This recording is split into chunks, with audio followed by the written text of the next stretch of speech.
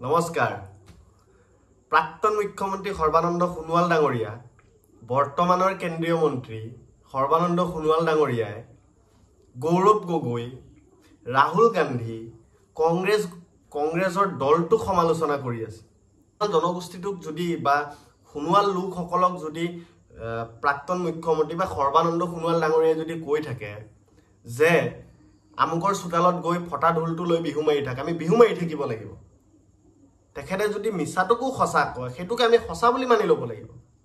ইয়াতকৈ লজ্জাজনক বিষয় আৰু ইয়াতকৈ দুৰ্ভাগ্যজনক কথা একো হ'ব নোৱাৰে। সৰ্বানন্দ সোণোৱাল ডাঙৰীয়াই যিমানেই ভাষণ নামাৰক কিয়, যিমানেই ৰাহুল গান্ধীক সমালোচনা নকৰক কিয়, নিজৰ পৰিয়ালটোক যদি আপুনি ঠিক কৰিব পৰা নাই, সাধাৰণ এখন নিজৰ জনগোষ্ঠীটোৰ পৰিষদখনৰ নিৰ্বাচন সময়ত পাতিব পৰা নাই, বা হাজাৰ হাজাৰ কোটি টকাৰ কেলেংকাৰীৰ অভিযোগ উত্থাপন হৈ থকাৰ পিছতো আপুনি সেই দীপৰঞ্জন মাৰ্কাৰীক লৈ আপুনি সভা সমিতি পাতি আছে, বা সেই টংকেশ্বৰ সোণোৱাল ডাঙৰীয়াৰ লগত আপুনি মেলে মিটিঙে বহি আছে, ইয়াতকৈ আৰু সোণোৱাল ৰাইজে আপোনাৰ পৰা আশা কি কৰিব? কা আন্দোলনৰ সময়ত আপুনি যেতিয়া মুখ্যমন্ত্ৰী আছিল সৰ্বানন্দ সোণোৱাল ডাঙৰীয়া, কা আন্দোলন আপোনাৰ সময়তে হৈছিল আৰু পাঁচজনকৈ তেজাল ডেকাৰ মৃত্যু হৈছিল আপোনাৰ দিনত। সেয়া অসমৰ ৰাইজে পাহৰি নাযায়। আপুনি ৰাহুল গান্ধীক সমালোচনা কৰিবলৈ বাদ দিয়ক, আপুনি গৌৰৱ গগৈক বা আপুনি কংগ্ৰেছ দলক সমালোচনা কৰিবলৈ বাদ দিয়ক।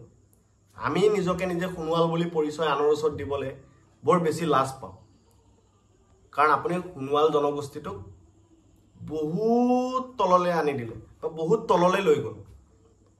আমি কেতিয়াও আশাই কৰা নাছিলোঁ যে এজন MP পাইছিলোঁ, এখন লোকসভাৰ সাংসদ পাইছিলোঁ প্ৰধান বৰুৱা ডাঙৰীয়া।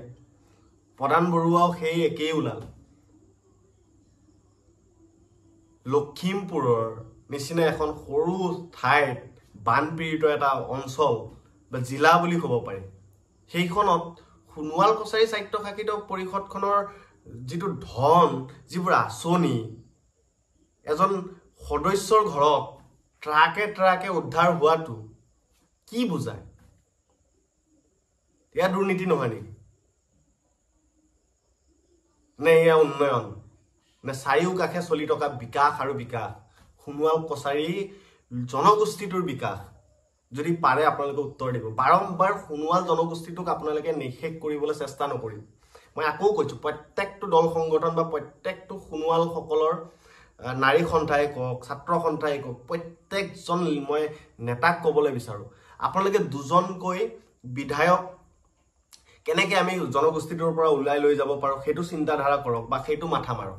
সেই কাউন্সিলত কোনে ক'ত জিকিব, কোনে ক'ৰ পৰা খেলিব, সৰু কাউন্সিলখনৰ পৰা কোনে ক'ত ইলেকশ্যন খেলিব, কোনে ক'ত মানে প্ৰতিদ্বন্দ্বিতা কৰিব, সেইবোৰত আপোনালোকে খোৱা কামোৰা লাগি আছে। ইয়াতকৈ আৰু দুৰ্ভাগ্যজনক কথা একো নাই। দীপৰঞ্জন মাৰ্কাৰী ডাঙৰীয়াক যিখন অন্তৰ্কালীন যিখন কমিটি বনাব দিছিলে অসম চৰকাৰে, সেই কমিটিখনত দীপৰঞ্জনৰ নামটো সোমাব লাগে বুলি ডিব্ৰুগড়ৰ DC অফিচত প্ৰতিবাদ, তিনিচুকীয়া DC অফিচত প্ৰতিবাদ। ইয়াতকৈ হাস্যকৰ বিষয় একো নাই। সঁচাকে আপোনালোকৰ পৰা আচ্ছা, আচলতে আমি মানে বিশ্বাস কৰিম কাক? আপোনালোকে নেতা, এটা মোক বহুতে সমালোচনা কৰিব। মই আকৌ কৈছোঁ, মই নেতা নহয়, মই এজন সোণোৱাল কছাৰী জনগোষ্ঠীটোৰ এজন সচেতন যুৱক হিচাপে মই কথাখিনি উল্লেখ কৰিছোঁ বা বিষয়বোৰ মই অলপ উত্থাপন কৰিছোঁ। মই নেতা নহয়।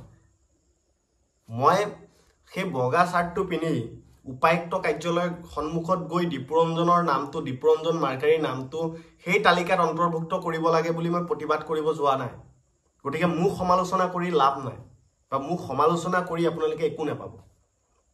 যদি সমালোচনা কৰিবলৈ সাহস থাকে, তেন্তে প্ৰাক্তন মুখ্যমন্ত্ৰী সৰ্বানন্দ সোণোৱাল ডাঙৰীয়াক সমালোচনা কৰক। সেই প্ৰতিবাদৰ ভাষা হয়তো চাগে দিছপুৰীয়ে বা দিছপুৰৰ নেতাই বুজি পাব। গতিকে ইমানেই ক'লোঁ, আৰু কৈ শেষ কৰিব নোৱাৰোঁ।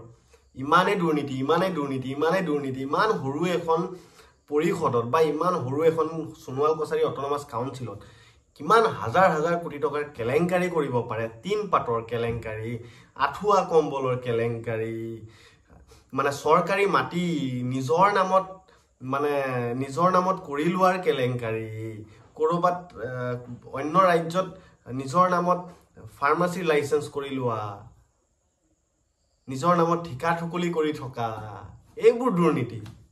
তাৰ পিছতো মুখ্যমন্ত্ৰী হিমন্ত বিশ্ব শৰ্মা ডাঙৰীয়াই সেইকেইজন ব্যক্তিকেই আকৌ পৰিষদখন চলাবলৈ অনুমতি দিয়াৰ নিচিনা হৈছে যে তহঁতি ইমান দিনে দুৰ্নীতি কৰিয়ে আছ, আৰু দুৰ্নীতি কৰ, মই থকালৈকে। মুখ্যমন্ত্ৰী ডাঙৰীয়াই সেইটোকে সূচাইছে বা সেইটোকে বুজাবলৈ চেষ্টা কৰিছে, আমাৰ অনুভৱ হয় এজন সোণোৱাল সচেতন যুৱক হিচাপে।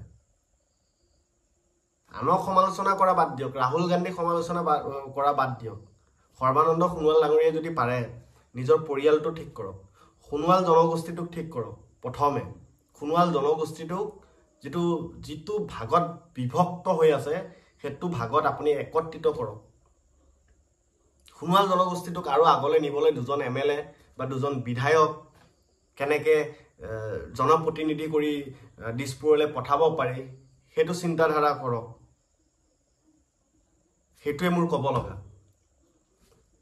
ধন্যবাদ। জয় অসম।